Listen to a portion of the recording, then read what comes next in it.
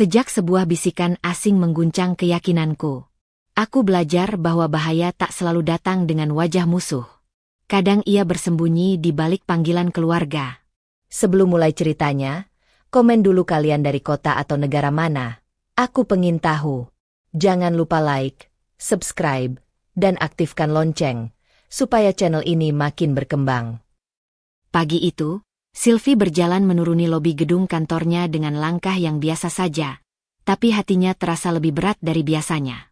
Ia masih teringat mimpi semalam, bayangan Burina yang tersenyum penuh arti ketika menyinggung keputusannya di rapat proyek besar kemarin.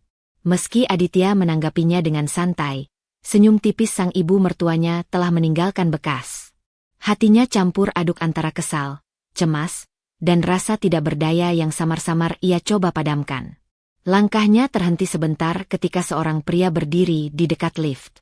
Rambutnya tertata rapi, jas gelap yang dipakainya rapi sekali, dan matanya menatap Sylvie seakan menembus pikirannya.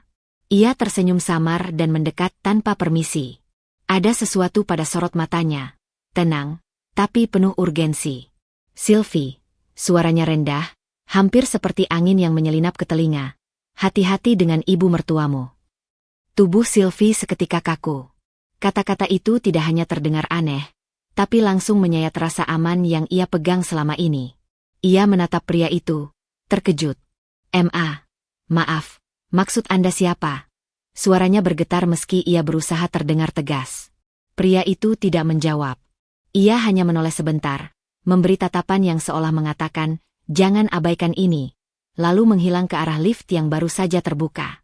Hanya meninggalkan Sylvie di tengah lobi yang ramai, tapi seolah dunia di sekitarnya membeku. Rasa takut mulai merayap ke dalam dada Sylvie, mencampur aduk dengan rasa penasaran yang menyesakan. Ia menunduk, meremas erat tas kerjanya, mencoba menenangkan diri. Namun, suara pria itu terus terngiang di telinganya. Apa maksudnya? Sylvie menanyakan hal itu pada dirinya sendiri berulang kali. Jantungnya berdetak lebih cepat. Aditya, yang muncul dari arah tangga lobi, tersenyum santai sambil membawa secangkir kopi untuk Sylvie. "Kamu kenapa? Enam?" Seperti melihat hantu saja. Sylvie terdiam sejenak. Ia ingin menceritakan semuanya. Pria misterius, bisikan yang mengusiknya, dan rasa takut yang tiba-tiba muncul. Tapi saat menatap Aditya, yang matanya bersinar penuh kepercayaan pada ibunya, ia merasa berat. "Jika aku bilang, dia akan menganggap aku berlebihan. Lagi." Bisik hati Sylvie membuatnya menelan kata-kata. Nggak apa-apa, cuma sedikit lelah," jawabnya singkat sambil tersenyum tipis, mencoba menutupi getaran yang masih terasa di tangannya. Aditya menepuk bahunya ringan, lalu mengalihkan pembicaraan ke rapat yang akan mereka hadiri. Tapi tekanan batin Sylvie tidak hilang. Justru rasa ingin tahu dan kekhawatiran bertambah. Ia mulai memperhatikan detail kecil. Cara Burina menatapnya, cara Aditya cenderung membela sang ibu tanpa menyadari efeknya pada Sylvie. Sylvie berjalan melewati meja resepsionis, mencoba mengatur napasnya. Hatinya mulai mencari pola. Setiap senyum, setiap kata Burina selama sebulan terakhir, mulai disusun ulang dalam pikirannya. Apakah ini kebetulan atau ada maksud tertentu? Ia menggigit bibir, menyadari bahwa pertanyaan itu sendiri sudah menimbulkan rasa takut baru. Di dalam kantornya, Sylvie menyalakan laptop dan membuka catatan proyek, mencoba memusatkan pikiran. Tapi matanya terus menerawang ke jendela. Bayangan lobi dan lift tempat pria misterius itu muncul masih terngiang.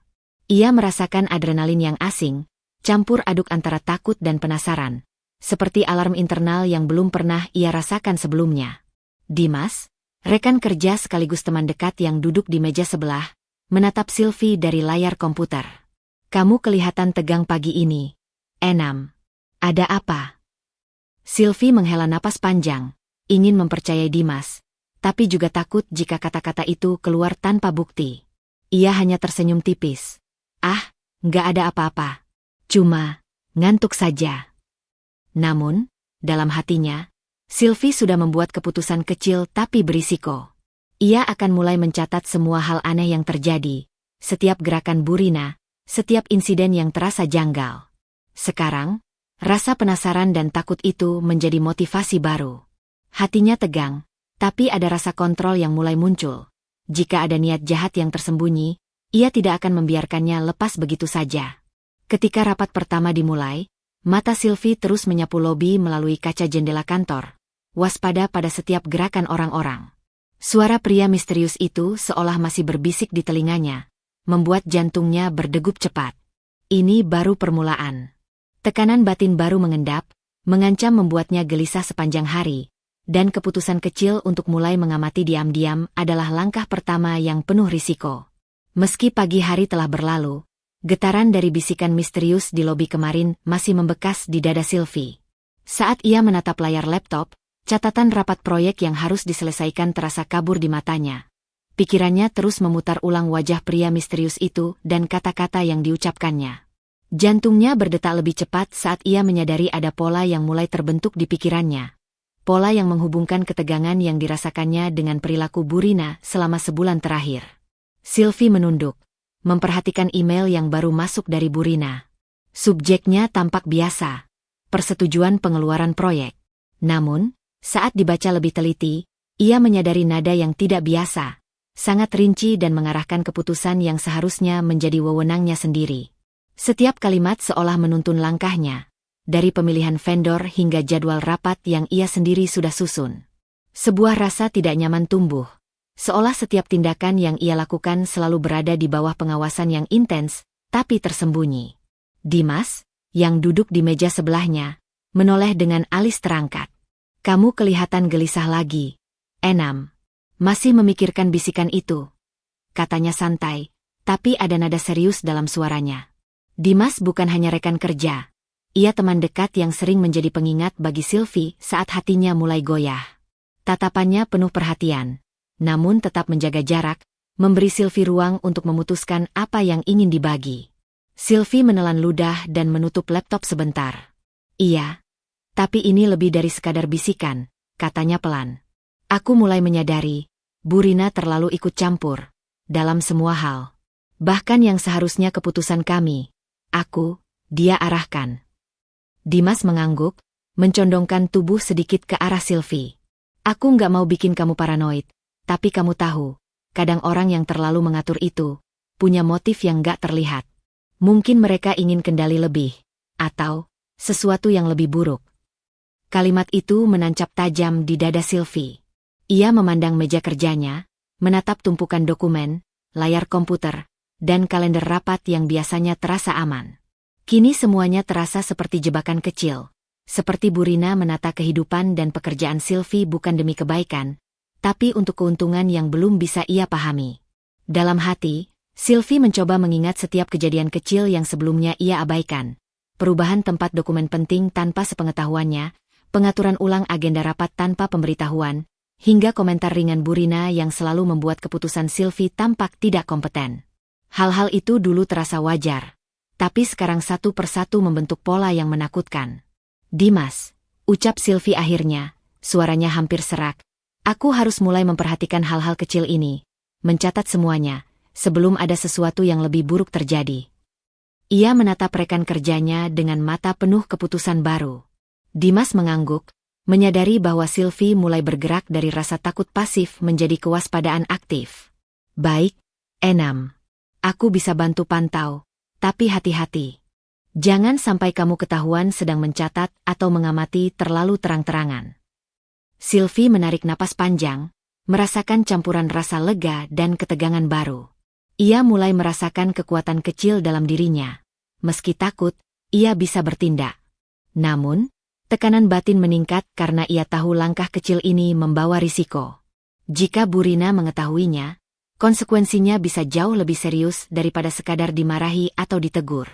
Sepanjang pagi itu, setiap langkah Sylvie terasa lebih berhati-hati. Saat menggeser kursi, saat membuka dokumen, bahkan saat menatap layar komputer, ia memikirkan kemungkinan bahwa Burina bisa memantau atau mengatur semua itu untuk kepentingan tersembunyi. Ketegangan batinnya berubah, dari rasa takut yang samar menjadi kewaspadaan yang tajam, bercampur dengan sedikit kemarahan pada dirinya sendiri karena dulu terlalu percaya. Ketika bel makan siang berbunyi, Sylvie memutuskan untuk berjalan sebentar ke taman di halaman gedung. Udara segar seharusnya menenangkan, tapi langkahnya terasa berat. Matanya terus menatap pintu lobi, seolah takut akan munculnya pria misterius atau sekadar melihat sosok Burina mengawasi dari kejauhan. Ia membuat keputusan kecil tapi signifikan. Mulai mencatat setiap perilaku Burina, setiap intervensi di kantor maupun rumah, dan setiap tanda yang terasa janggal, baik besar maupun kecil. Keputusan ini berisiko, karena langkah itu bisa terbaca dan memperparah ketegangan dengan Aditya dan Burina. Namun, untuk pertama kalinya sejak bisikan itu, Sylvie merasa memiliki kendali, meski tipis, atas ketidakpastian yang mengancamnya. Saat ia kembali ke kantornya, laptop dibuka, catatan mulai ditulis, dan mata Sylvie menatap daftar agenda hari itu dengan kewaspadaan baru. Tekanan batin tidak hilang. Ia masih takut, masih penasaran, tetapi kini ketegangan itu disalurkan menjadi tindakan. Hari itu berakhir dengan satu kesadaran yang menekan. Bahaya nyata mungkin belum terlihat, tapi langkah pertama untuk menghadapi dan mengungkapnya telah dimulai. Sore itu, setelah hari yang panjang, Sylvie duduk di mejanya dengan catatan perilaku Burina terbuka di layar laptop. Setiap entry adalah titik kecil dari ketidaknyamanan yang selama ini ia abaikan. Komentar meremehkan, intervensi yang tak perlu, pengaturan yang tidak diinginkan. Namun kali ini, rasa tidak nyaman itu berubah menjadi sesuatu yang lebih tajam, lebih pribadi. Bisikan pria misterius di lobi 2 hari lalu terus terngiang di telinganya, menembus setiap upaya untuk tetap fokus. Hati-hati dengan ibu mertuamu. Kata-kata itu seperti jarum halus yang menusuk rasa aman yang selama ini ia anggap biasa. Tidak ada orang lain yang tahu, dan itu membuat Sylvie merasa semakin sendirian. Ia menutup mata sejenak dan membiarkan pikirannya melayang ke masa lalu. Ia mengingat bagaimana saat pertama kali bekerja di perusahaan keluarga, Burina selalu menekankan kelemahan Sylvie, bahkan di depan karyawan lain. "Sylvie, aku tahu kamu pintar, tapi mungkin ini terlalu besar untukmu," kata Burina saat rapat pembukaan proyek besar pertama Sylvie.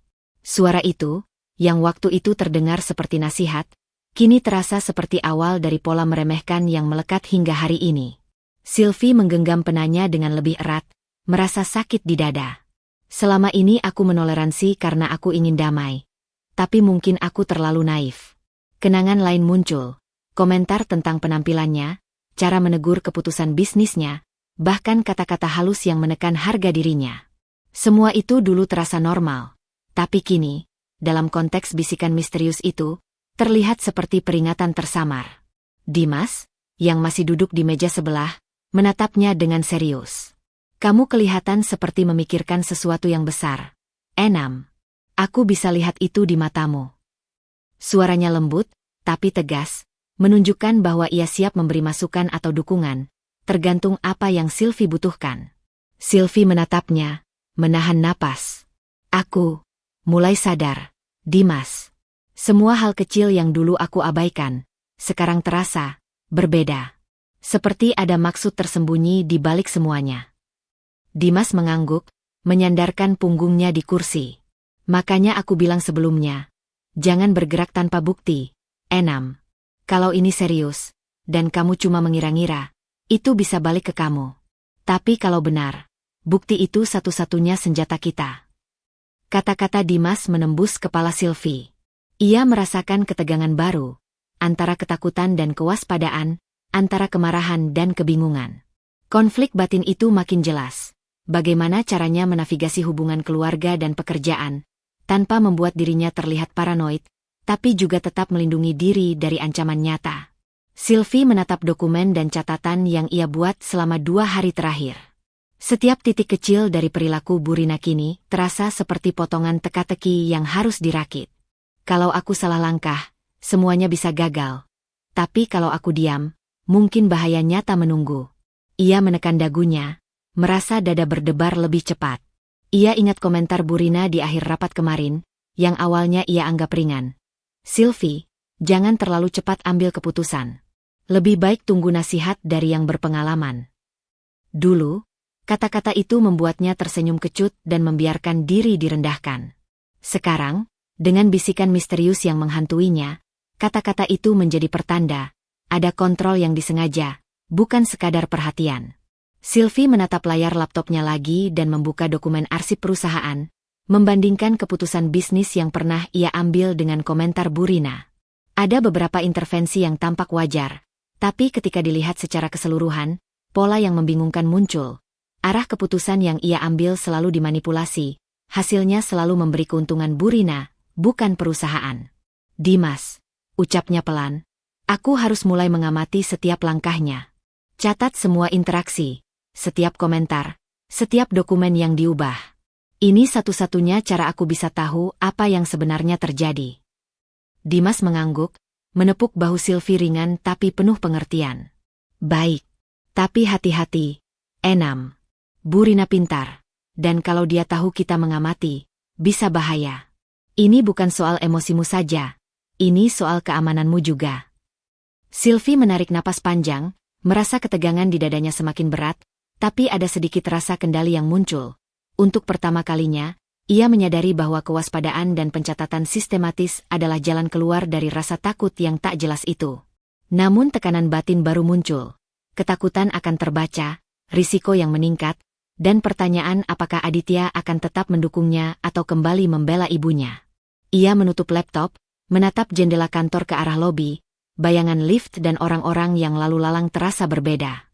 Setiap gerakan kecil bisa menjadi ancaman, tapi langkah pertama untuk menghadapi pola yang lebih besar sudah dimulai. Keputusan kecil itu, mengamati dan mencatat secara rahasia, memberi tekanan batin baru. Apakah ia bisa terus bertindak diam-diam tanpa ketahuan? Hari itu berakhir dengan satu kenyataan. Ketegangan meningkat, rasa takut bercampur kewaspadaan, dan perang batin baru untuk mengungkap maksud Bu Rina dimulai. Pagi itu, Sylvie merasakan detak jantungnya lebih cepat dari biasanya. Ingatan akan keputusan kecil yang diambil kemarin, mencatat semua perilaku Bu Rina, masih segar di pikirannya. Ia menyadari bahwa kewaspadaan aktif kini bukan hanya soal catatan atau bukti. Ada rasa takut yang tak bisa diabaikan, rasa takut yang mulai meresap ke setiap langkahnya. Saat melangkah menuju mobil di area parkir gedung, ia menatap palang yang menutup secara otomatis. Namun sesuatu terasa aneh. Teknisi yang biasa bertugas tampak mondar-mandir. Matanya sering menatap Sylvie dengan cara yang tidak biasa. Pikirannya berkecamuk. Apakah ini hanya kebetulan atau sebuah pola? Ketika kunci mobil dimasukkan dan mesin dinyalakan, palang pintu terbuka lebih cepat dari yang seharusnya. Sylvie hampir tidak siap, dan mobil lain yang sedang melaju dari arah berlawanan hampir menabraknya. Refleksnya mendorong pedal rem dan mobil berhenti dengan jarak yang sangat dekat dari kendaraan lain. Napasnya tersengal. Tangan gemetar di setir, jantungnya berdegup kencang. Ia menatap sekeliling, mencari petugas keamanan atau siapapun yang bisa menjelaskan insiden itu. Tidak ada yang peduli. Bahkan teknisi yang tadi mondar-mandir, tampak santai, seolah tidak terjadi apa-apa. Hanya perasaan menakutkan yang menempel di dada Sylvie, bahwa ini bukan kebetulan. Setelah menepi, Sylvie menarik napas panjang dan merogoh tasnya. Dari sana, ia mengeluarkan buku harian rahasia dan ponsel tersembunyi yang selama ini digunakan untuk mencatat kejadian mencurigakan. Ia menuliskan secara rinci apa yang baru saja terjadi. Waktu, kondisi palang, posisi kendaraan lain, dan teknisi yang tampak aneh. Setiap kata terasa seperti taruhan kecil. Jika ada yang melihat catatan ini, risiko terbaca akan meningkat.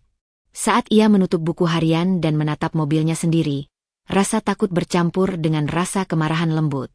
Bagaimana mungkin seseorang mengatur begitu detail untuk membuatku cedera? Pikirnya. Kematian atau cedera serius bisa terjadi dalam hitungan detik, dan kali ini ia hampir menjadi korban. Aditya tiba dari arah tangga parkir dengan senyum yang tidak tahu apa-apa. Kamu kenapa? Enam? Terlihat pucat sekali. Sylvie menahan napas, menatapnya sekejap. Cuma sedikit kaget, mobil hampir tertabrak. Jawabnya singkat, mencoba menahan ketegangan yang masih mencekam. Aditya mengangkat bahu, tersenyum, dan menyarankan agar Sylvie lebih berhati-hati. Ah, mungkin kebetulan saja, Enam. Jangan terlalu dibesar-besarkan, katanya sambil menepuk punggungnya. Tidak ada rasa takut atau kekhawatiran di matanya.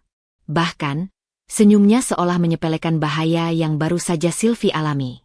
Sylvie menelan ludah. Ketidakpercayaan Aditya menambah beban batinnya. Ia menyadari bahwa langkah yang ia ambil, mencatat perilaku Bu Rina dan insiden mencurigakan, bukan lagi sekadar kewaspadaan. Ini satu-satunya cara untuk tetap aman.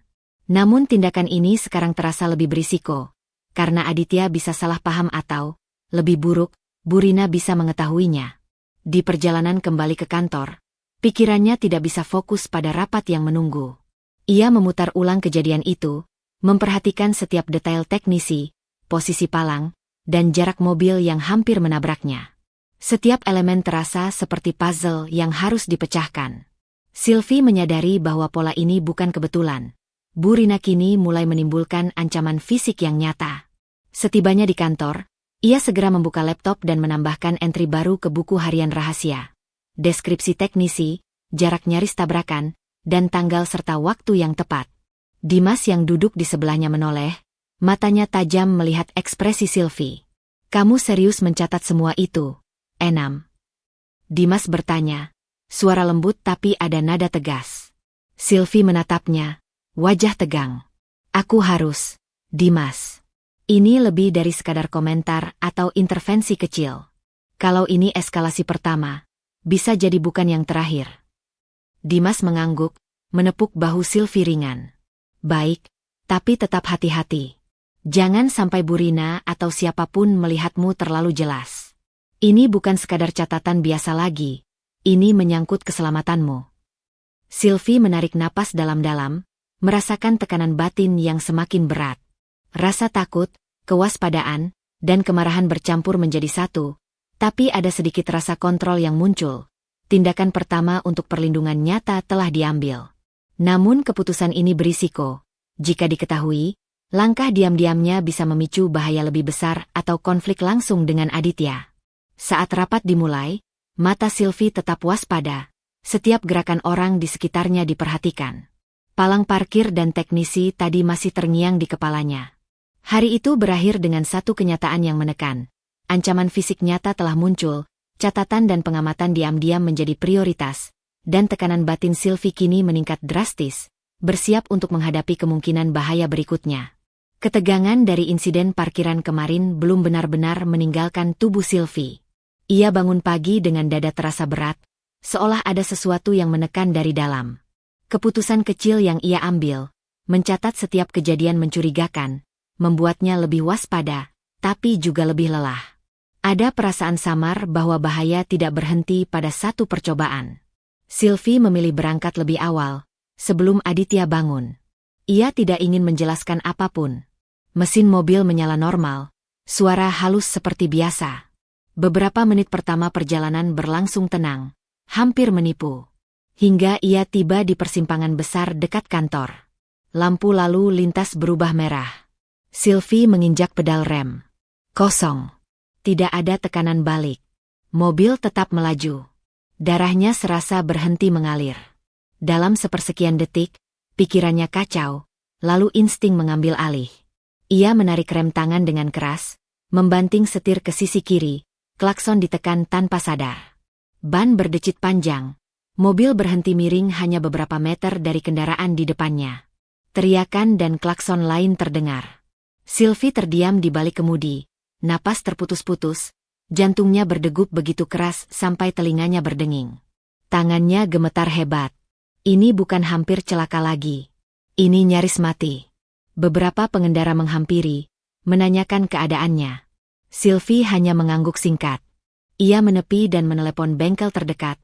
Suaranya bergetar tapi terkontrol. Mobil ditarik, dan ia duduk di ruang tunggu dengan tubuh kaku, tatapan kosong. Mekanik memeriksa cukup lama. Ketika pria itu akhirnya menghampiri, ekspresinya tidak santai. "Ini aneh, Bu," katanya pelan, menurunkan suara seolah takut didengar orang lain. Baut pengunci kaliper remnya dilonggarkan. Sylvie menatapnya tajam. Kalau aus karena pemakaian, bentuknya beda. Ini seperti dibuka manual, lalu dikencangkan setengah-setengah. Kalau terlambat sedikit, rem bisa gagal total. Kalimat itu menghantam lebih keras daripada hampir celaka tadi. "Bisa disengaja?" tanya Sylvie, suaranya nyaris tak terdengar. Mekanik itu ragu sejenak, lalu mengangguk tipis. "Saya tidak bisa bilang siapa, Bu. Tapi ini bukan kerusakan alami. Sylvie meminta laporan tertulis. Ketika kertas itu diserahkan, tangannya masih gemetar, tapi pikirannya terasa dingin dan jernih. Untuk pertama kalinya, ketakutannya memiliki bentuk yang bisa disentuh. Di kantor, ia langsung masuk ke ruangannya dan mengunci pintu. Buku harian rahasia dibuka. Ponsel cadangan dinyalakan. Dengan teliti, ia mencatat semuanya. Tanggal, jam, lokasi kejadian, kondisi rem, pernyataan mekanik, dan foto laporan bengkel. Ia menyimpan salinannya di 2 tempat berbeda. Setiap catatan membuat dadanya sesak. Tapi di balik ketakutan itu, tumbuh kesadaran baru. Ini bukan lagi firasat. Ini rangkaian kejadian. Dimas datang sore itu. Begitu melihat wajah Sylvie, ia langsung tahu ini bukan hari biasa. Sylvie menceritakan semuanya singkat dan padat, tanpa emosi berlebihan. Justru ketenangannya yang membuat cerita itu terasa lebih mengerikan. Dimas terdiam lama. Ini sudah melewati batas, katanya akhirnya.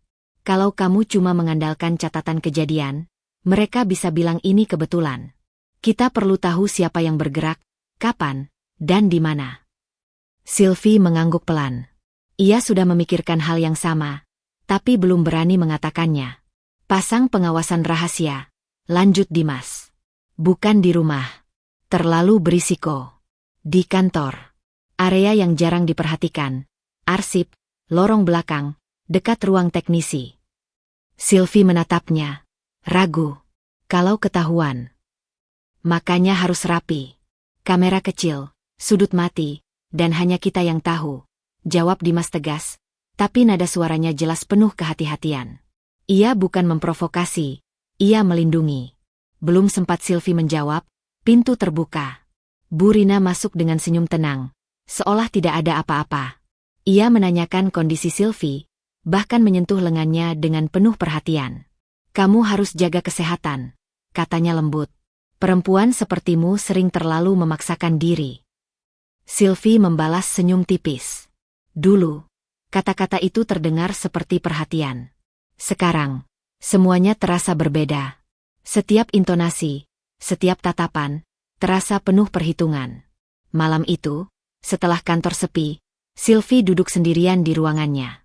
Ia menatap catatan dan laporan bengkel sekali lagi, lalu mengirim pesan singkat pada Dimas. Lakukan. Tapi pelan. Jangan sampai ada jejak. Setelah mengirimnya, Sylvie mematikan ponsel dan bersandar di kursi. Jantungnya kembali berdegup kencang. Bukan hanya karena takut, tapi karena ia tahu satu hal dengan pasti. Ia baru saja melangkah lebih jauh. Dan mulai sekarang, setiap gerakannya bisa menentukan apakah ia selamat atau tidak. Sylvie tidak lagi merasakan tidur sebagai tempat istirahat. Sejak mengirim pesan pada Dimas malam itu, pikirannya terus bekerja. Seolah setiap detik adalah jeda sebelum sesuatu yang lebih buruk terjadi. Ada rasa bersalah tipis karena melibatkan orang lain, tapi rasa takut akan mati lebih kuat daripada keraguan moral manapun. Pagi itu, ia datang paling awal ke kantor. Gedung masih sepi, lampu lorong belum semuanya menyala. Langkahnya pelan, terukur, seperti seseorang yang tidak ingin meninggalkan suara. Di dalam tas kerjanya, terselip 2 kamera kecil, benda sederhana yang kini terasa seperti garis pertahanan terakhir. Ruang arsip berada di ujung lantai, jarang didatangi kecuali saat audit. Sylvie masuk dengan kunci cadangan yang selama ini ia pegang sebagai direktur operasional. Tangannya sedikit gemetar saat membuka rak tertinggi. Kamera pertama ia pasang di sudut yang menghadap pintu dan meja dokumen, tersembunyi di balik map lama. Ia memastikan sudut pandangnya cukup luas, lalu menarik napas panjang. Ini bukan lagi sekadar mencatat. Ini mengintai. Kamera kedua dipasang di sudut kantor pribadinya, menghadap lemari berkas dan pintu masuk. Ruangan itu sering kosong saat ia rapat, dan Bu Rina beberapa kali masuk tanpa izin dengan alasan keluarga. Pikiran itu membuat perut Sylvie mual. Saat semuanya selesai, ia duduk di kursinya, menatap sekeliling. Kantor yang selama ini terasa aman kini berubah menjadi ruang yang penuh kemungkinan ancaman. Namun bersamaan dengan itu, muncul perasaan lain, kendali kecil yang rapuh, tapi nyata. Belum lama ia membuka laptop, pesan dari Bu Rina masuk. Sylvie, Siang ini temani ibu ke pertemuan vendor lama di gedung penyimpanan lama. Penting. Jangan diwakilkan. Sylvie menatap layar cukup lama.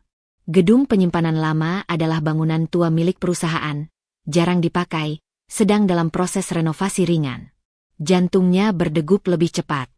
Tidak ada alasan bisnis yang benar-benar mendesak di sana. Ia hampir menolak. Hampir. Namun bagian lain dari dirinya, bagian yang kini lebih waspada daripada takut, memutuskan menerima. Ia membalas singkat, "Baik, Bu." Keputusan itu membuat dadanya sesak.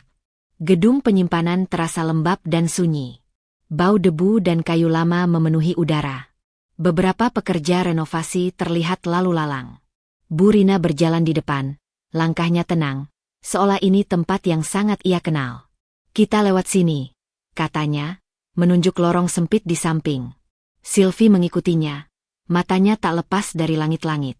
Nalurinya menjerit untuk waspada.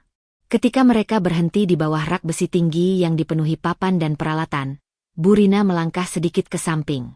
Detik berikutnya, suara keras terdengar. Sebuah papan kayu besar meluncur jatuh dari atas. Sylvie refleks melangkah mundur, nyaris tersandung. Papan itu menghantam lantai tepat di tempat ia berdiri 1 detik sebelumnya.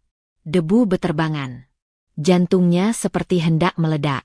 Pekerja berteriak panik. Seseorang meminta maaf berulang kali, mengatakan rak itu tidak seharusnya terbuka. Bu Rina tampak terkejut, terlalu terkejut. "Kamu tidak apa-apa?"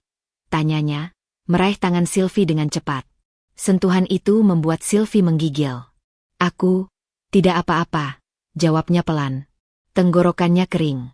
Ia menatap wajah mertuanya, mencoba membaca sesuatu di balik ekspresi khawatir itu.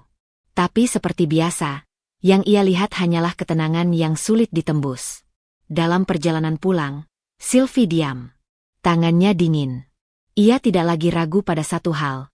Ini adalah percobaan mencelakai yang ketiga. Dan jaraknya semakin dekat. Di kantor, ia langsung mengecek rekaman kamera. Jantungnya berdegup kencang saat melihat layar. Rekaman ruang arsip masih sepi. Tapi di kantor pribadinya, ada sesuatu. Bu Rina terlihat masuk saat Sylvie tidak ada. Ia membuka lemari berkas, berdiri cukup lama di depan meja, lalu berbicara dengan seseorang di telepon. Suara tidak terdengar, tapi gerak bibirnya tegas. Sebelum keluar, ia menoleh ke arah sudut kamera, berhenti sesaat, lalu pergi. Sylvie menutup laptop perlahan.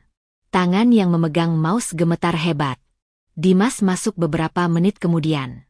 Tanpa banyak kata, Sylvie menunjukkan rekaman itu. Dimas terdiam lama, wajahnya serius. "Ini bukan kebetulan lagi," katanya akhirnya. "Dan sekarang kamu sudah masuk wilayah berbahaya." Sylvie mengangguk. Dadanya terasa sesak, tapi matanya justru lebih fokus dari sebelumnya. Ketakutan di dalam dirinya berubah bentuk, bukan menghilang, tapi mengeras. Malam itu, sendirian di mobil, Sylvie duduk cukup lama sebelum menyalakan mesin. Ia menyadari satu hal yang membuat napasnya tercekat. Seseorang benar-benar ingin ia celaka. Bukan nanti. Bukan mungkin. Tapi segera. Dan untuk pertama kalinya, Sylvie tidak lagi bertanya apakah ia harus terus mengumpulkan bukti. Ia bertanya, berapa lama ia bisa bertahan sebelum satu kesalahan kecil membuatnya terlambat. Sylvie tidak langsung pulang malam itu. Setelah duduk lama di dalam mobil, ia kembali ke kantor dengan kepala penuh dan perasaan waspada yang tidak lagi bisa dimatikan. Kalimat terakhir yang berputar di benaknya sejak kemarin hanya satu. Ini sudah bukan dugaan. Ini perburuan. Ia mengunci pintu ruangannya dari dalam dan menyalakan laptop cadangan, perangkat yang tidak terhubung dengan sistem utama perusahaan. Rekaman kamera ia salin satu persatu, memeriksa dengan teliti, menahan napas setiap kali layar menampilkan sosok yang tidak seharusnya ada di sana. Di layar, teknisi gedung muncul beberapa kali di jam-jam ganjil. Ia masuk ke ruang arsip tanpa membawa alat kerja, berdiri cukup lama di depan rak tertentu, lalu keluar dengan cepat. Beberapa menit kemudian, rekaman lain menunjukkan Bu Rina masuk melalui pintu samping kantor Sylvie, jalur yang jarang dipakai karyawan. Sylvie memutar ulang adegan itu berulang kali. Di satu rekaman, Burina tampak berbicara singkat dengan teknisi tersebut. Tidak ada suara, tapi bahasa tubuh mereka jelas. Satu memberi instruksi, yang lain mengangguk. Setelah itu, teknisi pergi ke arah lorong belakang, arah yang sama dengan jalur menuju ruang mekanikal gedung. Tangan Sylvie dingin. Tenggorokannya terasa kering. Ia menamai folder itu dengan kode sederhana, lalu memindahkannya ke flash drive kecil yang selalu ia bawa di balik dompet. Salinan kedua ia unggah ke penyimpanan awan pribadi dengan nama samaran. Bukti digital pertama tersimpan. Tidak lengkap, tapi cukup untuk menunjukkan keterlibatan. Keesokan harinya, Sylvie mulai bergerak lebih hati-hati. Ia tidak lagi membuka dokumen penting di jam kerja biasa. Ia datang lebih awal, pulang lebih larut, dan bekerja dengan sistem berlapis. Di ruang arsip, ia menemukan beberapa dokumen keuangan yang pernah ia setujui, kini isinya berubah. Angka dipindahkan. Tanda tangan digital dimodifikasi. Keputusan bisnis tampak seolah berasal darinya, padahal ia tidak pernah menyetujuinya. Sylvie memindai dokumen-dokumen itu satu persatu, menyimpannya dalam format digital, lalu memasukkan versi cetaknya ke map khusus yang ia sembunyikan di loker lama Dimas, loker yang sudah tidak terdaftar aktif. Setiap lembar terasa berat, bukan karena kertasnya, tapi karena konsekuensi yang dikandungnya. Dimas memperhatikannya dari jauh, tidak banyak bicara. Ia tahu Sylvie sedang berada di fase di mana setiap kata bisa mengganggu fokusnya. Ini sudah cukup untuk menunjukkan manipulasi, kata Dimas akhirnya, pelan. Tapi belum cukup untuk menuduh. Aku tahu, jawab Sylvie. Makanya aku simpan dulu. Kalau mereka sadar aku tahu, aku tidak tahu apa yang akan mereka lakukan selanjutnya. Ucapan itu bukan dramatis. Itu kesimpulan dingin. Sore hari, kantor mulai sepi. Sylvie memilih menyelesaikan satu laporan terakhir sebelum pulang. Saat ia berdiri untuk mengambil map di lemari, pintu ruangannya tertutup sendiri dengan suara keras. Klik. Sylvie menoleh cepat.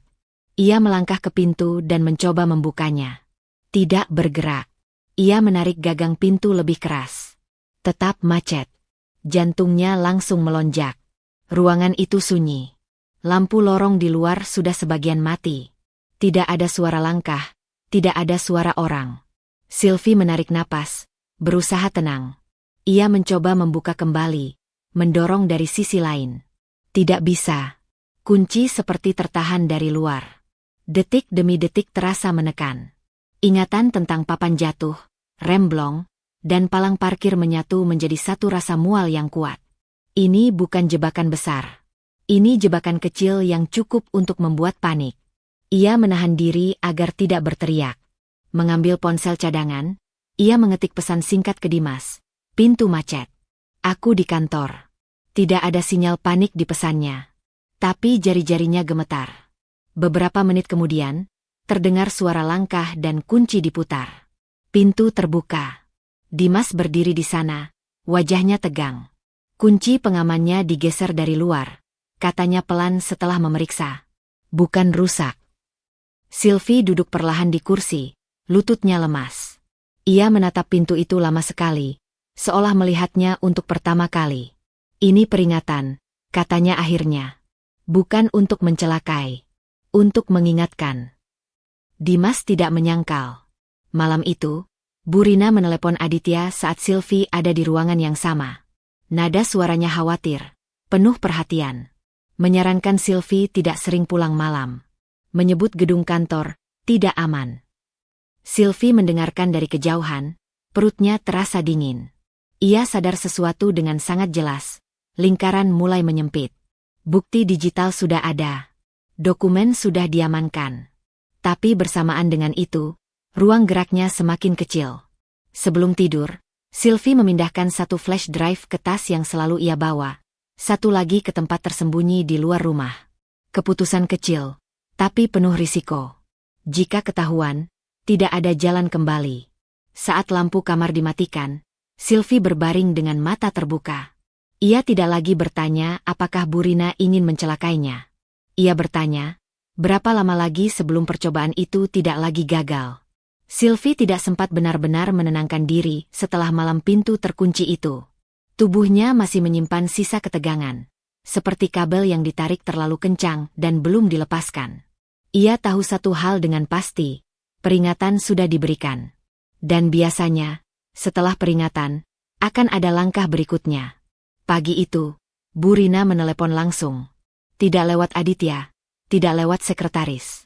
"Sylvie, kita perlu ke gedung lama siang ini," katanya tenang, nyaris ramah. "Ada aset yang harus kamu tanda tangani ulang. Tidak bisa ditunda." Sylvie menggenggam ponsel erat. Gedung lama lagi. Yang minim keamanan. Yang aksesnya terbatas. Ia membuka kalender cepat-cepat, mencari alasan profesional untuk menolak. Tidak ada yang cukup kuat. "Aku bisa kirim tim legal." Sylvie mencoba. "Tidak," potong Bu Rina cepat. Lalu suaranya melunak kembali. "Ini urusan keluarga dan perusahaan. Kamu yang paling tepat." Nada itu familiar. Nada yang dulu sering membuat Sylvie mengalah. Tapi kini, nada itu hanya membuat bulu kuduknya meremang. Ia mengiyakan panggilan itu dengan tenggorokan kering. Dalam perjalanan, Sylvie duduk di kursi penumpang, memandang keluar jendela tanpa benar-benar melihat. Gedung tua itu kembali terbayang. Lorong gelap, plafon rendah, bau lembab. Nalurinya menjerit agar ia tidak masuk. Namun ia juga tahu, menghindar sekarang justru bisa membuatnya semakin terpojok. Setibanya di sana, suasana lebih sepi dari biasanya. Tidak ada satpam di depan. Hanya satu petugas kebersihan di kejauhan. Bu Rina berjalan lebih dulu, seolah sudah hafal setiap sudut. "Kita lewat belakang saja," katanya ringan. Lorong itu sempit, dindingnya kusam. Lampu beberapa mati. Sylvie melangkah hati-hati, memperhatikan setiap suara. Ia merasakan ketegangan di bahunya, napasnya pendek. Setiap langkah terasa seperti memasuki ruang yang salah. Bu Rina berhenti tepat di bawah bagian plafon yang tampak retak.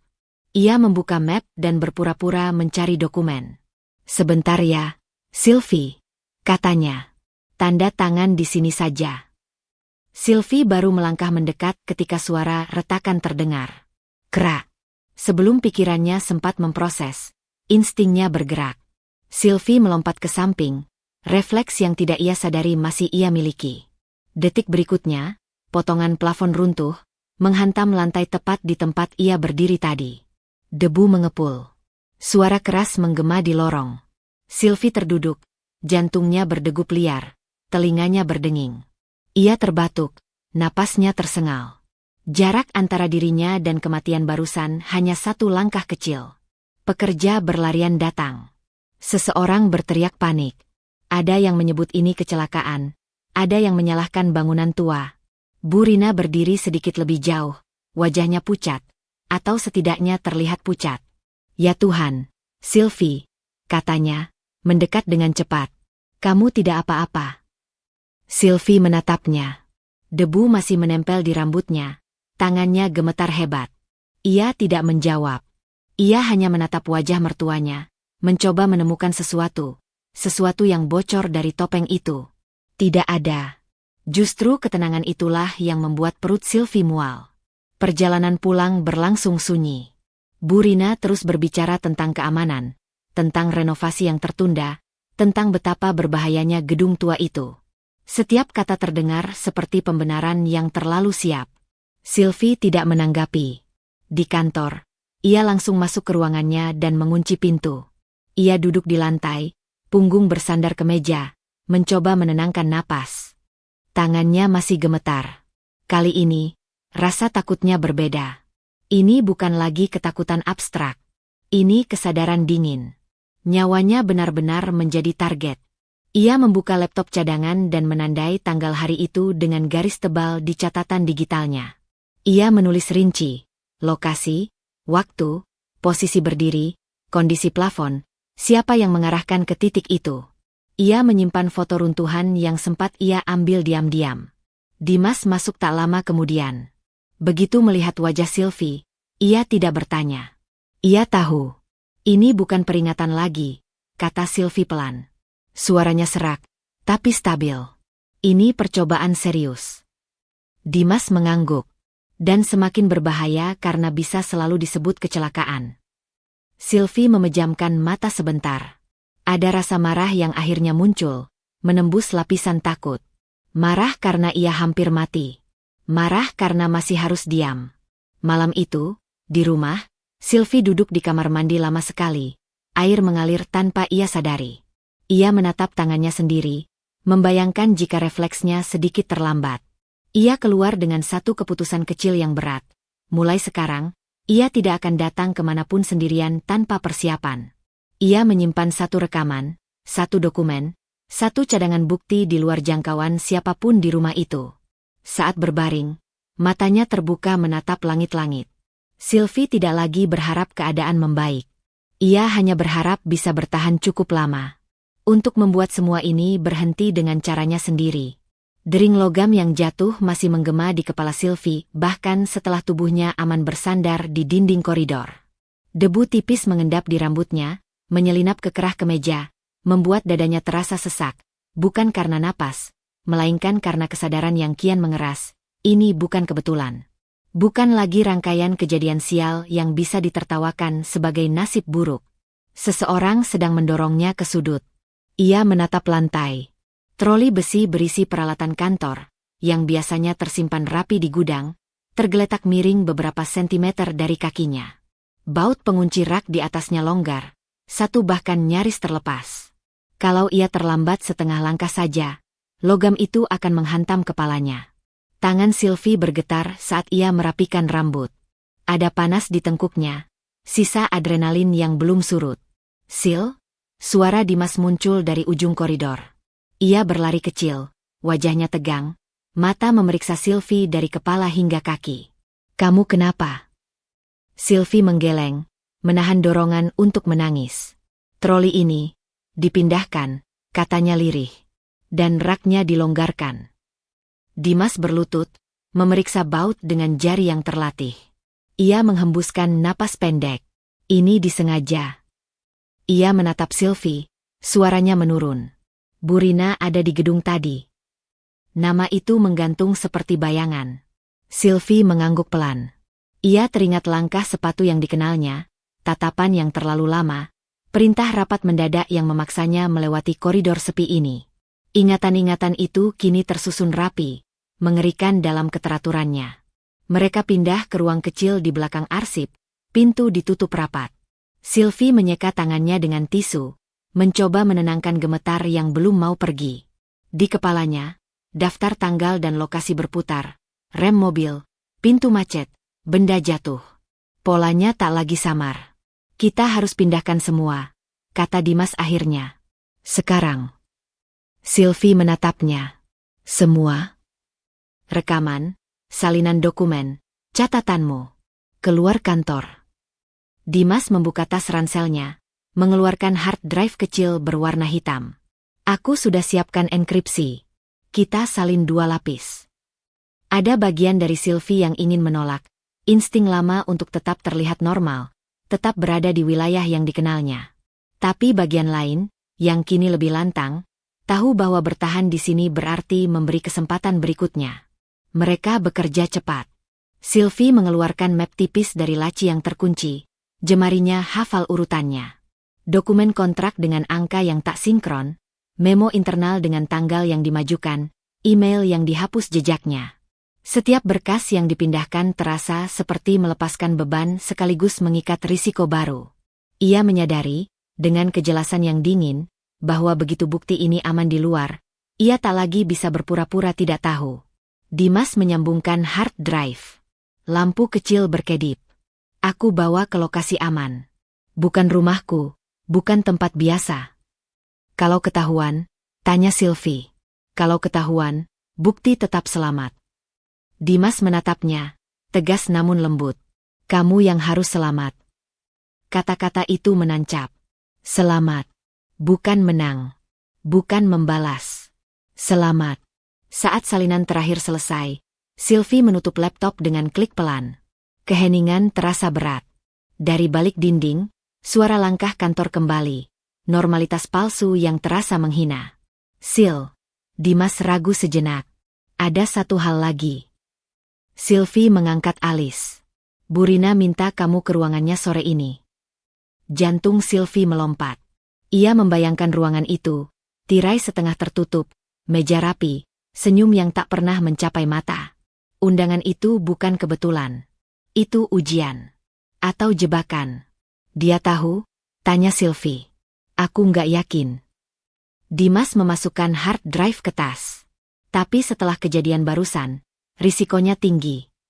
Sylvie berdiri, berjalan mendekati jendela kecil. Cahaya sore memantul di kaca, memecah wajahnya menjadi dua bayangan. Ia merasakan tarikan berlawanan di dadanya. Dorongan untuk menghadapi, menuntut penjelasan, memaksa kebenaran keluar, dan ketakutan yang jujur akan satu langkah ceroboh. Jika ia menghindar, Burina akan menekan lebih keras. Jika ia menghadapi, keselamatannya dipertaruhkan. Pilihan itu tak adil, tapi nyata. Bawa bukti itu pergi, kata Sylvie akhirnya. Suaranya mantap, meski perutnya mual. Aku akan ke ruangan Burina. Dimas menegang. Sendirian. Sylvie mengangguk. Aku akan aktifkan perekam.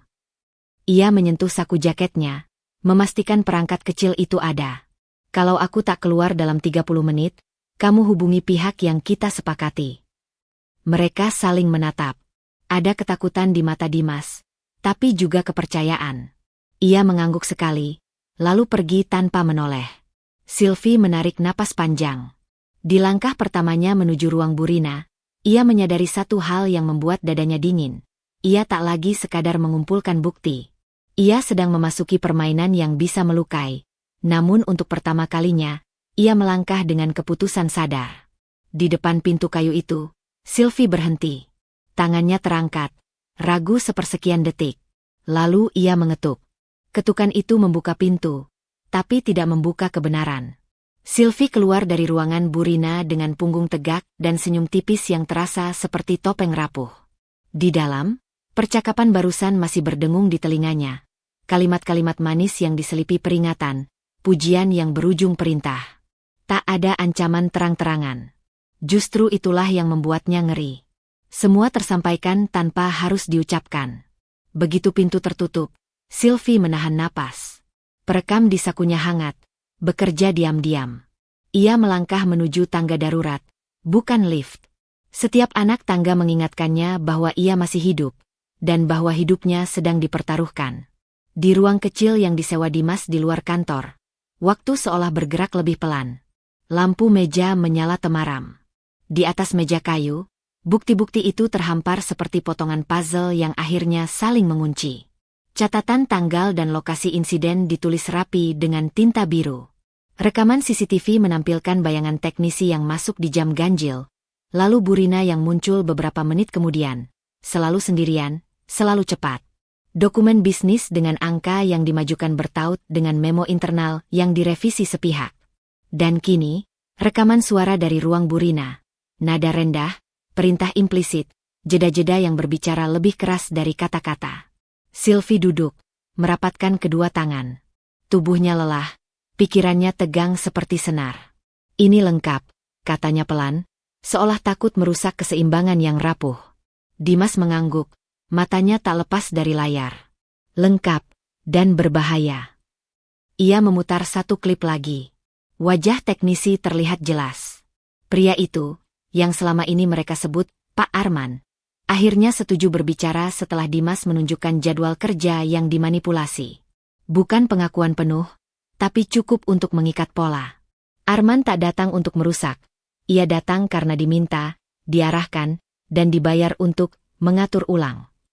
Aku tak mau namanya muncul sekarang, kata Sylvie cepat. Dia saksi, bukan umpan.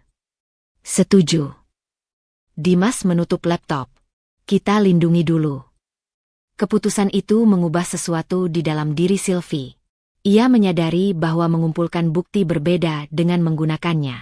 Yang pertama memberi rasa kendali, yang kedua mengundang risiko nyata. Punggungnya terasa dingin, seolah ada mata yang mengawasi dari balik dinding. Mereka menyusun strategi. Bukan satu jalur, melainkan beberapa. Salinan terenkripsi di 3 lokasi berbeda.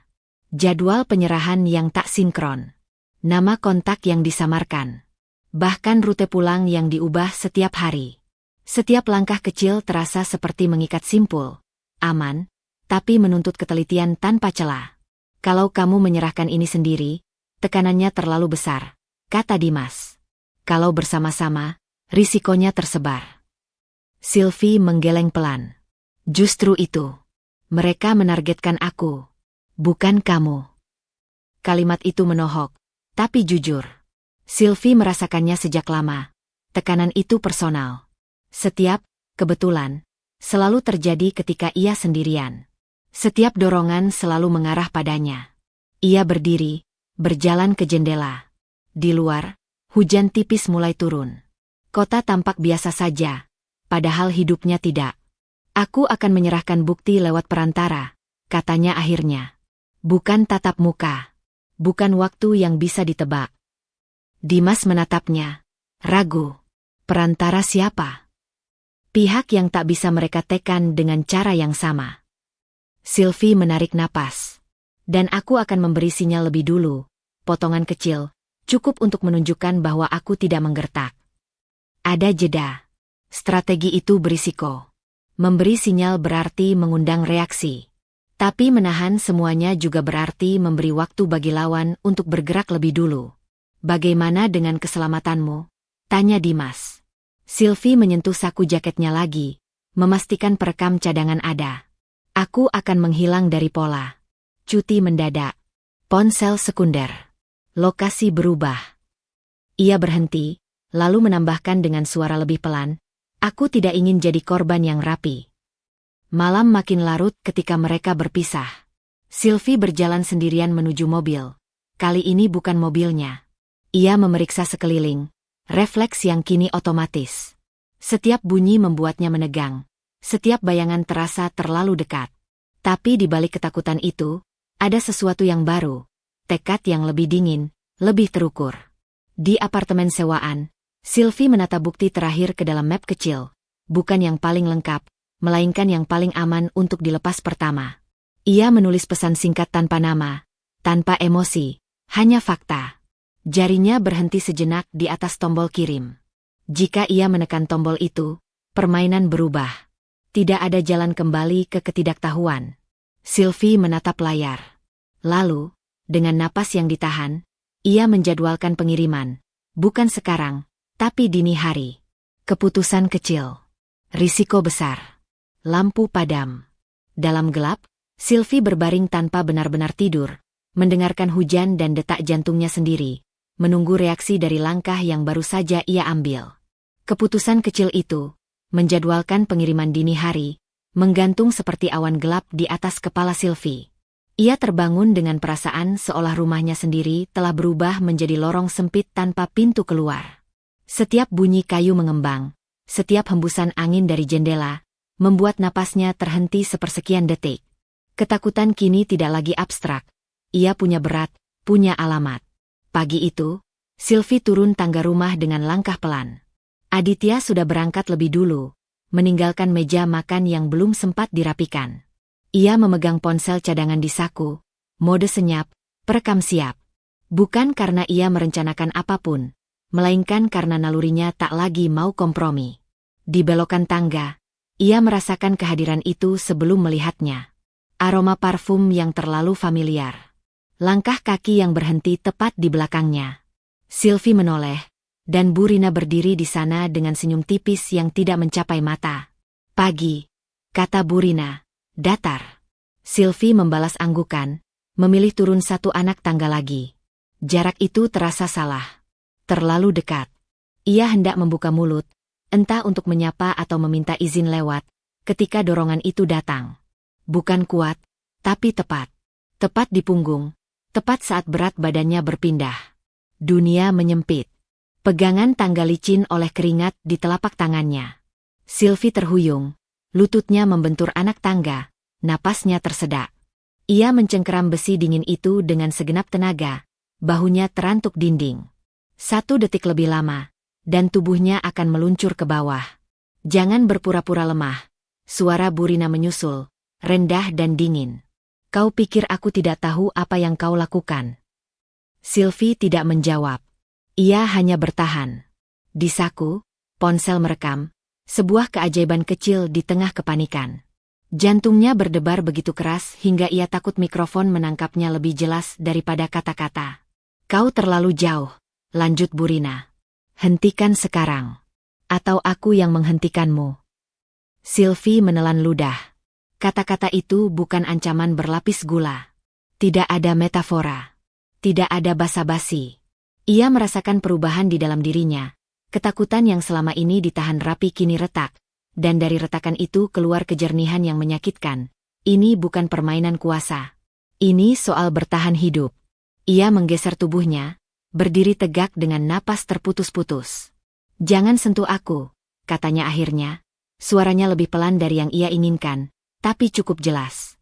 Burina tersenyum kecil, lalu melangkah pergi seolah tak terjadi apa-apa.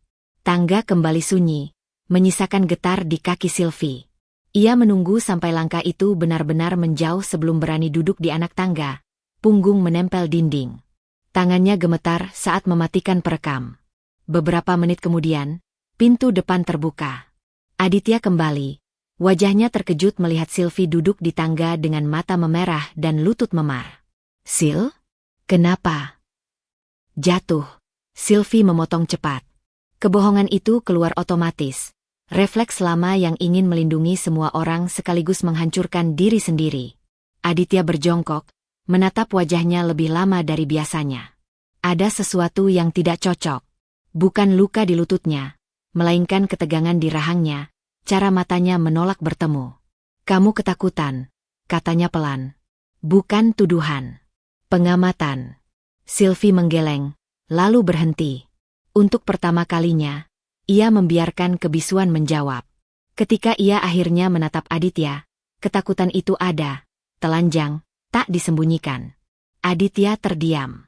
Sebuah garis khawatir muncul di dahinya. Ada yang mengancammu? Tanyanya. Sylvie tidak menjawab. Ia berdiri perlahan, berjalan ke kamar, mengunci pintu. Di dalam, ia memutar ulang rekaman. Suara Burina jelas. Terlalu jelas.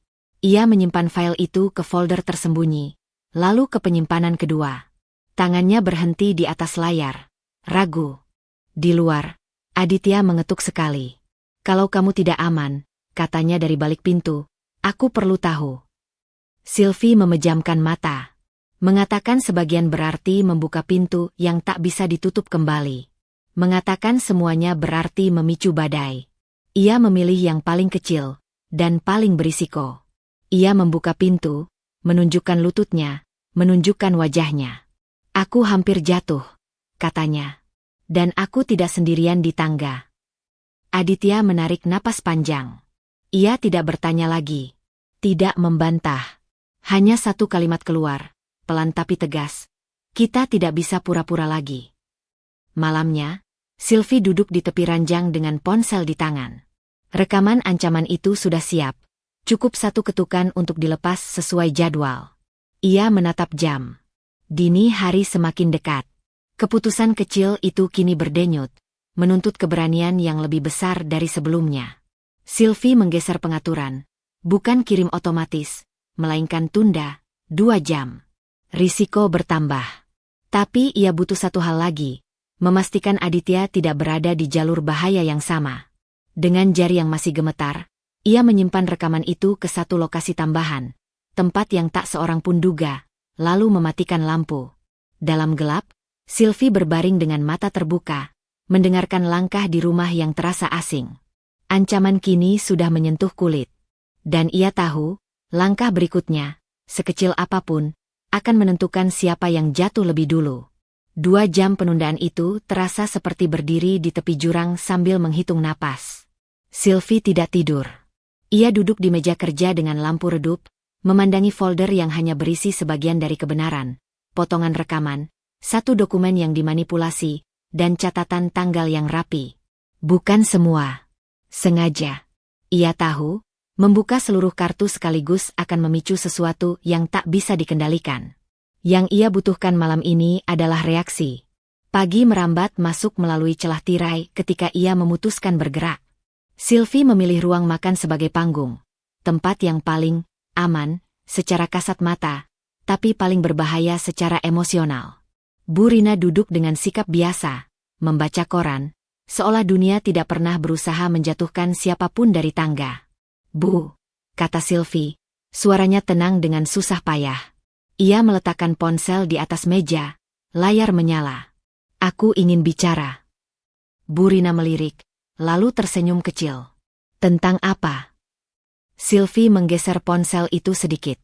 Sebuah klip pendek diputar, rekaman suara teknis yang gugup, potongan CCTV buram yang menunjukkan pergerakan di jam ganjil, dan satu halaman dokumen dengan angka yang tak sinkron. Cukup untuk menyengat. Tidak cukup untuk membunuh. Senyum Bu Rina memudar, digantikan ketegaran yang dingin. "Kau menuduh?" tanyanya, ringan tapi berbahaya. "Aku bertanya," jawab Sylvie. "Kenapa ini ada? Kenapa namaku yang selalu berada di tempat yang salah pada waktu yang salah?" Keheningan mengembang. Detik berlalu, dan topeng itu, yang selama ini rapi, retak. Bu Rina berdiri, kursi berderit pelan. Ia mencondongkan tubuh, jarak mereka menyempit. "Hentikan," katanya, rendah. "Kau belum paham permainan ini." Sylvie tidak mundur. "Aku paham satu hal," katanya. "Ada pola. Dan pola itu mengarah ke satu orang." Bu Rina tertawa kecil, lalu suaranya berubah. Tidak lagi tersenyum. "Kalau kau terus," katanya, menatap lurus, "aku akan menyelesaikan semuanya malam ini." Kalimat itu jatuh seperti benda tumpul. Tidak ada kiasan. Tidak ada penyangkalan. Sylvie merasakan dingin menjalar dari tengkuk ke punggung. Ia menekan ibu jari ke tepi meja agar tidak gemetar. "Itu ancaman," katanya pelan. "Anggap saja peringatan," jawab Bu Rina, lalu berbalik pergi, langkahnya mantap. Di ambang pintu, Aditya berdiri. Wajahnya pucat. Ia jelas mendengar. Tidak ada lagi ruang untuk menyangkal. Tatapan ibu dan anak bertemu. Sesaat yang menggantung, rapuh, dan penuh sesuatu yang tak pernah diucapkan. Bu Rina melangkah melewati Aditya tanpa menoleh. "Bu," Aditya memanggil, tapi suaranya patah. Setelah pintu tertutup, ruang makan terasa hampa. Aditya menatap Sylvie, napasnya cepat. "Apa maksudnya, menyelesaikan semuanya?" tanyanya. "Bukan marah. Takut." Sylvie menelan ludah. Inilah garis yang ia gambar semalam. Ia tidak akan membuka semua, tapi ia tidak akan berbohong. "Ancaman," katanya jujur. "Dan ini bukan yang pertama." Aditya mengusap wajah, kebingungan berubah jadi konflik. "Ibu tidak." Kalimat itu terhenti. Ia menggeleng, seperti mencoba mengusir sesuatu yang baru saja tumbuh di kepalanya. "Aku dengar sendiri." Keputusan kecil Sylvie berubah arah. Ia mengeluarkan satu bukti tambahan. Rekaman suara ancaman dari tangga, dipotong pendek. Ia menekan putar. Ruangan menahan napas. Wajah Aditya runtuh perlahan, bukan karena kebencian, tapi karena kehilangan gambaran lama tentang seseorang yang ia kenal. "Aku perlu waktu," katanya akhirnya, suara serak. "Tapi kamu tidak aman." "Aku tahu," jawab Sylvie. Siang menjelang dengan ketegangan yang tak surut. Sylvie memindahkan tas kecil berisi salinan bukti ke laci dapur yang jarang dibuka. Bukan tempat aman, tapi dekat. Dimas mengirim pesan singkat, "Lokasi cadangan siap. Kapanpun." Sylvie membalas satu kata, "Tunda." Sore hari, Bu Rina kembali. Tidak ada amarah di wajahnya, hanya ketenangan yang lebih menakutkan. Ia berbicara pada Aditya dengan nada biasa, menanyakan makan malam, membahas jadwal. Sylvie menyadari, topeng itu tidak hilang. Ia dipakai ulang, lebih rapat. Saat senja turun, Aditya mendekati Sylvie di dapur. "Kita tidak boleh berpisah malam ini," katanya. "Aku akan di rumah." Sylvie mengangguk, tapi pikirannya bergerak lebih cepat. Ia mengaktifkan satu pengaturan baru di ponsel.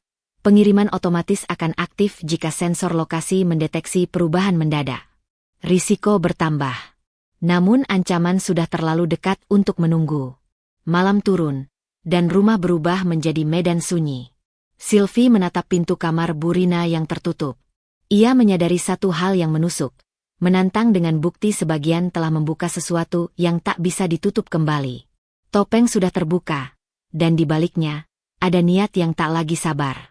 Dengan tangan dingin, Sylvie mengunci pintu kamarnya dari dalam, lalu memindahkan satu benda kecil ke bawah bantal, ponsel cadangan, perekam aktif. Keputusan kecil. Berisiko. Tapi malam ini, ia memilih berjaga, bukan menunggu. Malam menutup rumah itu seperti penutup peti, rapat, sunyi, dan menyisakan napas yang terdengar terlalu keras. Sylvie terjaga, punggungnya menempel ke sandaran ranjang, ponsel cadangan di bawah bantal masih merekam. Setiap detik setelah ancaman sore tadi terasa memanjang, seolah waktu sengaja melambat untuk menguji keberaniannya. Ia tahu, topeng sudah terbuka, dan orang yang topengnya terlepas jarang berhenti di kata-kata. Langkah kaki terdengar di koridor. Bukan langkah ragu. Tegas. Terarah. Sylvie berdiri, membuka pintu kamar sedikit, cukup untuk melihat bayangan bergerak menuju ruang kerja di lantai bawah.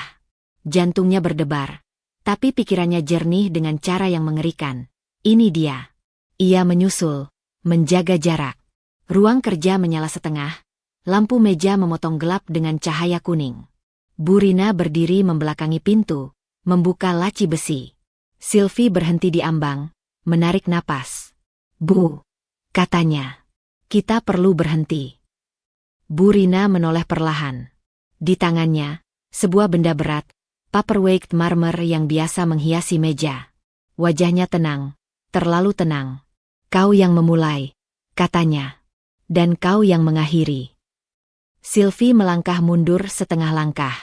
Ponsel di saku jaketnya menyala. Indikator pengiriman otomatis aktif. Ia mengulur waktu. Aku sudah menyerahkan sebagian bukti, katanya, setengah benar. Jika aku terluka. Diam. Bu Rina mengangkat benda itu. Tidak ada keraguan di matanya. Hanya keputusan. Sylvie berbalik, berlari. Marmer menghantam rak buku di belakangnya. Kayu retak, buku berhamburan. Bunyi itu memecah malam. Sylvie tersandung, lututnya membentur lantai, rasa sakit meledak. Ia berguling, bangkit, napas terengah. Bu Rina sudah di atasnya, tangan terangkat lagi. Dalam sepersekian detik, Sylvie menyadari sesuatu yang menenangkan sekaligus mengerikan. Ketakutannya telah mencapai batas. Di atas batas itu, ada keteguhan.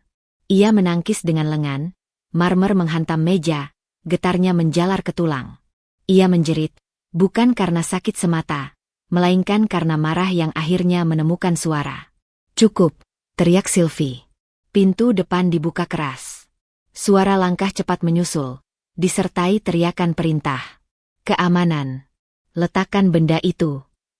Bu Rina membeku. Dimas masuk pertama, wajahnya tegang, diikuti dua petugas keamanan gedung yang mengenakan rompi. Di belakang mereka, Aditya muncul, wajahnya hancur melihat pemandangan itu. Sylvie berdiri goyah, lengan gemetar, mata tak lepas dari ibu mertuanya. Bu Rina tersenyum tipis, lalu tertawa pendek. Kau menyiapkan panggung, katanya pada Sylvie. Cerdas. Bukan panggung, jawab Sylvie, suaranya serak tapi teguh. Ini perlindungan. Petugas mendekat, tangan terangkat. Bu Rina melirik ke arah pintu, sebuah refleks terakhir, lalu menurunkan marmer itu. Bunyi benda jatuh ke lantai terdengar berat. Final. Sirene mendekat dari kejauhan. Sylvie merasakan lututnya melemah. Dimas meraih bahunya, menopang. Sudah aman, katanya cepat. Aku aktifkan protokol saat sensor lokasi bergerak. Polisi tiba, mengambil alih. Sylvie menyerahkan ponsel, rekaman malam ini, rekaman tangga, catatan harian yang rapi, dokumen manipulasi, dan daftar saksi. Dimas menyerahkan salinan digital dari lokasi cadangan. Teknisi yang dulu gemetar kini berdiri di sudut, siap memberi kesaksian. Bukti tidak lagi berserak, ia menyatu, berat, tak terbantahkan. Bu Rina diborgol di tempat. Ia menatap Aditya sekali, tatapan yang dulu penuh kuasa kini kosong. Aditya tidak mendekat. Ia berdiri di sisi Sylvie, tangannya bergetar, tapi ia tetap di sana. Saat pintu ditutup dan sirene menjauh, rumah itu akhirnya mengembuskan napas. Sylvie duduk di sofa, dibalut selimut tipis. Lengan kirinya memar, lututnya berdarah ringan. Polisi mencatat, bertanya, memastikan. Sylvie menjawab pelan. Setiap kata seperti menurunkan beban bertahun-tahun. Ketika semuanya selesai, Dimas pamit, keamanan berjaga di luar. Tinggal Sylvie dan Aditya di ruang yang kembali sunyi. Sunyi yang berbeda. Aku minta maaf, kata Aditya akhirnya. Aku seharusnya percaya lebih cepat.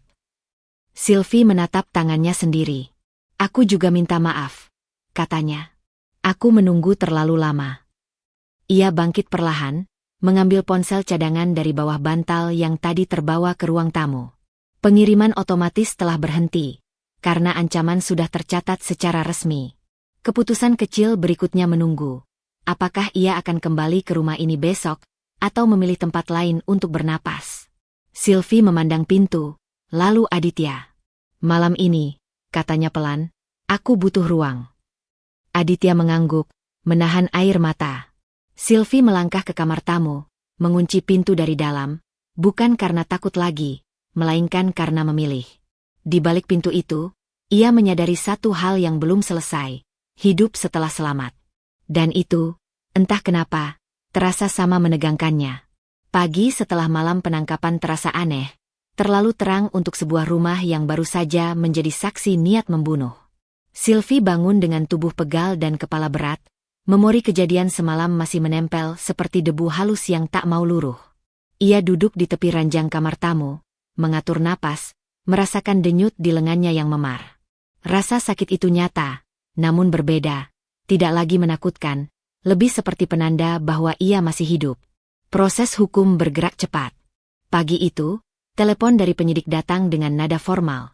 Penahanan sementara, barang bukti diterima, saksi dijadwalkan. Sylvie mencatat waktu dan nama, kebiasaan yang kini berubah fungsi, bukan lagi untuk bertahan, melainkan untuk menata. Setiap kata resmi itu menenangkan sekaligus menegangkan. Keadilan bukanlah garis akhir, melainkan lorong panjang yang menuntut stamina. Di ruang tamu, Aditya duduk dengan bahu jatuh. Semalam ia hampir tidak tidur. Wajahnya menyimpan kelelahan dan sesuatu yang lebih berat, penyesalan. Ketika Sylvie masuk, ia berdiri refleks, seolah ingin mengatakan banyak hal sekaligus. Aku salah, katanya akhirnya, suaranya rapuh. Aku membelanya terlalu lama. Aku menutup mata karena dia ibuku. Sylvie mengangguk. Ia tidak ingin memarahi, tidak juga ingin menghibur berlebihan. Aku tahu, jawabnya. Dan itu sebabnya aku perlu batas. Kata itu menggantung di udara, tegas namun tidak kejam. Mereka duduk berhadapan. Sylvie menyampaikan keputusannya dengan tenang. Urusan perusahaan akan berdiri sendiri, dengan struktur dan pengawasan yang jelas. Tidak ada lagi percampuran agenda keluarga. Akses diubah, kewenangan dirapikan, dan komunikasi resmi dipulihkan. Aditya mendengarkan, mengangguk, menahan diri untuk tidak membantah. Sebuah perubahan kecil yang penting. Aku akan dukung, katanya. Kalau kamu izinkan. Dukung dengan hormat, balas Sylvie. Bukan dengan perlindungan buta. Aditya menerima itu. Untuk pertama kalinya, Sylvie melihatnya bukan sebagai suami yang terjebak di tengah, melainkan sebagai seseorang yang sedang belajar menata ulang kesetiaan. Siang hari, Sylvie kembali ke kantor dengan pengawalan sementara. Ruangannya terasa asing, kursi yang sama, meja yang sama, tetapi energi berbeda. Dimas menunggunya di depan pintu, secangkir kopi hangat di tangan. Ia tidak bertanya hal-hal sensasional. Ia hanya berkata, pelan-pelan. Mereka duduk, menyusun prioritas. Dimas membantu memetakan ulang proyek yang sempat terganggu, menyaring pesan masuk, dan menunda rapat yang tidak mendesak. Kehadirannya stabil, tidak mendesak Sylvie untuk kuat, tidak pula mengasihani. Ketika Sylvie terdiam lebih lama dari biasanya, Dimas memberi ruang. Ketika ia butuh fokus, Dimas menahan dunia di luar pintu. Ada satu keputusan yang sebaiknya kamu ambil hari ini, kata Dimas, menunjuk papan jadwal. Bukan karena orang lain. Karena kamu. Sylvie tahu yang ia maksud. Penunjukan penjabat sementara untuk satu divisi yang dulu berada di bawah bayang-bayang Bu Rina. Keputusan itu berisiko, mengubah peta internal di saat emosi masih rapuh. Namun menunda berarti membuka celah lama. Sylvie menandatangani surat itu. Tangannya sempat ragu, lalu mantap. Sebuah langkah kecil menuju pemulihan yang nyata. Sore menjelang, telepon dari penyidik kembali masuk. Ada jadwal pemeriksaan lanjutan. Ada kemungkinan tekanan publik. Sylvie menutup mata sejenak, membiarkan berat itu singgah tanpa menguasai. Ia sudah melewati yang terburuk, kini tantangannya berbeda. Menjaga diri tetap utuh saat semua mata menatap. Di rumah, Sylvie memilih tidak kembali ke kamar utama. Ia mengemasi barang secukupnya, memindahkan diri ke apartemen kecil yang jarang dipakai. Keputusan sementara, katanya pada Aditya. Batas, lagi-lagi, bukan hukuman. Perlindungan. Malam turun dengan sunyi yang lebih ramah. Sylvie duduk di balkon apartemen, angin mengusap wajahnya. Dimas mengirim pesan singkat, besok aku temani rapat.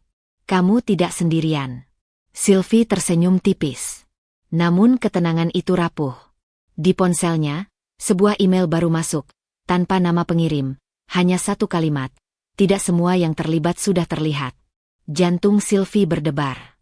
Ia menatap layar lama, menimbang apakah ini gertakan atau peringatan. Keputusan kecil berikutnya menunggu di ujung malam, mengabaikan dan fokus pada pemulihan, atau membuka satu pintu lagi yang berpotensi mengguncang keseimbangan yang baru saja ia bangun. Email tanpa nama itu tidak pernah mendapat balasan. Pagi berikutnya, Sylvie menutup layar ponsel dan memilih bergerak. Dampak dari malam-malam panjang tidak lagi berbentuk ketakutan, melainkan kebutuhan untuk memastikan semuanya benar-benar selesai. Ia berdiri di ruang rapat kecil apartemennya, menatap papan rencana yang baru ia susun, bukan daftar ancaman, melainkan langkah perlindungan. Sistem keamanan diperkuat, dimulai dari hal paling dekat, dirinya sendiri. Sylvie mengganti rutinitas, memasang pengamanan digital berlapis, dan menjadwalkan pendampingan profesional untuk sementara waktu. Keputusan-keputusan itu tidak terasa seperti pelarian, melainkan penegasan. Ia tidak bersembunyi, ia mengatur jarak agar bisa bernapas. Di perusahaan, perubahan berjalan terstruktur. Akses lama ditutup, audit internal selesai, dan sistem pelaporan baru dipasang. Dimas memimpin implementasi dengan ketenangan yang konsisten, menjelaskan tanpa menggurui, menahan tekanan eksternal agar tidak langsung menghantam Sylvie. Setiap kali Sylvie ragu, Dimas mengingatkan tujuan yang lebih sederhana dari sekadar aman, berfungsi tanpa rasa takut. Kamu tidak perlu membuktikan apa-apa lagi, kata Dimas suatu sore, ketika Sylvie menatap laporan keamanan yang tebal. Sekarang kita memastikan ini berkelanjutan. Sylvie mengangguk. Ia belajar menerima bantuan tanpa merasa kehilangan kendali. Pelajaran yang datang terlambat, tapi tepat waktu. Proses hukum terhadap Bu Rina berjalan sesuai jalur. Berkas lengkap, saksi hadir, bukti kokoh. Tidak ada lagi pesan samar, tidak ada lagi bayangan di koridor. Ketika kabar penahanan lanjutan tiba, Sylvie merasakan sesuatu yang tak ia duga. Bukan kemenangan, melainkan kelegaan yang sunyi. Ia tidak lagi menunggu malam dengan waspada. Hubungannya dengan Aditya bergerak pelan, seperti orang belajar berjalan di lantai yang baru dibersihkan. Hati-hati, tapi jujur. Mereka berbicara tanpa nada tinggi, tanpa pembelaan refleks. Aditya mengakui keterlambatannya melihat bahaya. Sylvie mengakui kebiasaannya menanggung sendiri. Batas yang dulu hanya kata kini menjadi praktik. Jadwal terpisah, ruang pribadi dihormati, dan satu kesepakatan tegas. Tidak ada kontak dengan Bu Rina, langsung atau tidak langsung. Kita bisa pelan, kata Aditya suatu malam, duduk berseberangan di meja makan apartemen Sylvie. Kalau kamu mau. Pelan itu baik, jawab Sylvie. Selama jelas. Kejelasan itu, anehnya, menenangkan keduanya. Hari-hari berikutnya diisi keputusan kecil yang konsisten. Sylvie kembali memimpin rapat besar, bukan dengan nada defensif, melainkan fokus. Ia menetapkan standar keamanan sebagai bagian dari budaya kerja, bukan respons darurat. Ia menunjuk tim khusus, membagi kewenangan, dan, yang paling sulit, mempercayai sistem yang ia bangun. Di sela-sela itu, ia memberi ruang pada dirinya sendiri. Konseling bukan lagi kewajiban, melainkan pilihan. Luka lama, diremehkan, disangkal, didorong ke tepi, tidak ditutup paksa. Ia diakui, diberi nama, lalu dilepas perlahan. Sore terakhir sebelum kembali ke rumah utama, Sylvie berdiri di balkon, memandang kota yang bergerak tanpa tahu apa yang telah ia lalui. Ponselnya berbunyi. Pesan dari Dimas tentang audit final yang lulus tanpa catatan kritis. Ia tersenyum, bukan karena segalanya sempurna, melainkan karena ia tahu cara menjaga ketidaksempurnaan tetap aman. Sylvie mengemas barang-barangnya dengan rapi.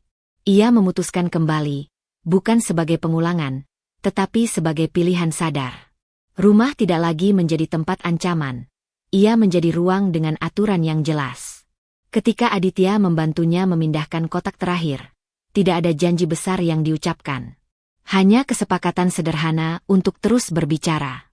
Malam itu, Sylvie mengunci pintu, lalu memeriksa sistem keamanan yang menyala hijau di panel. Ia mematikan lampu, duduk di tepi ranjang, dan menarik napas panjang. Tidak ada ketukan di koridor. Tidak ada langkah yang membuat jantungnya melonjak. Ia membuka buku catatan yang dulu berisi tanggal-tanggal bahaya. Halaman terakhir kini kosong. Dengan pena, Sylvie menulis satu kalimat pendek, bukan sebagai mantra, melainkan penanda, "Aku aman, karena aku menjaga batas." Ponselnya bergetar sekali, pengingat untuk rapat esok pagi. Sylvie tersenyum kecil, menutup buku, dan mematikan lampu. Untuk pertama kalinya setelah sekian lama, ia tidak berjaga. Ia memilih tidur, percaya pada sistem yang ia bangun, pada orang-orang yang ia pilih, dan pada dirinya sendiri yang akhirnya berdiri utuh. Cerita itu selesai bukan dengan ledakan, melainkan dengan ketenangan yang dijaga. Dan di ketenangan itu, Sylvie melangkah ke hidup baru, nyawanya terlindungi, harga diri utuh, batas pribadinya tegak, siap menghadapi masa depan tanpa menoleh ke bayangan lama. Cerita Sylvie mengingatkan kita bahwa bahaya sering datang bukan dari orang asing, melainkan dari orang terdekat yang kita percayai. Dengarkan intuisi, sekecil apapun suaranya, dan jangan menunda untuk menetapkan batas ketika harga diri dan keselamatan dipertaruhkan. Keberanian bukan berarti melawan sendirian, melainkan berani mencari bantuan, mengumpulkan bukti, dan memilih melindungi diri tanpa rasa bersalah. Terima kasih telah menemani perjalanan Sylvie dari ketakutan menuju keteguhan. Semoga kisah ini memberi kekuatan untuk menjaga diri, menghormati batas pribadi, dan percaya bahwa hidup yang aman dan bermartabat selalu layak diperjuangkan. Sampai bertemu di cerita berikutnya. Tetap jaga diri dan hati.